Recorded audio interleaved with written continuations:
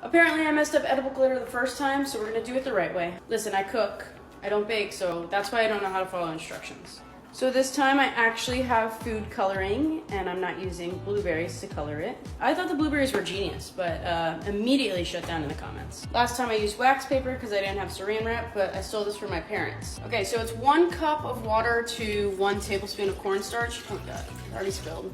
I'm doing 2 because I'm feeling really confident. I've read over my instructions multiple times. Once again, I'm a cook, so I am not going to measure. I know how to eyeball really well. 2 tablespoons. This will cook for 8 minutes until it's thickened. Something wicked this way comes. Okay, she's thick. Okay, so I think it's a little too thick. Maybe I eyeballed a little too much. Once again, I'm a cook, so I do things my own way. So cooling it down and adding water with ice. All right, it cooled down, and it's at a much better consistency. So I got 4 different colors, but I went to elementary school, so I know how to mix colors to make different colors.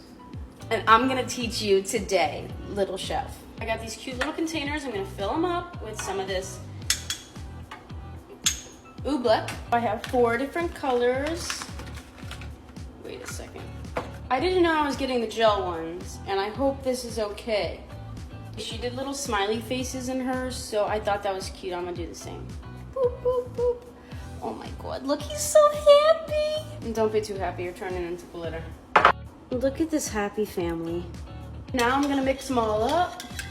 Okay, here are all my colors. Now you put it on your saran wrap. This is where I made the mistake. Haha! They're stunning. Okay, I talked too much. We have to do a part 2. I'm sorry.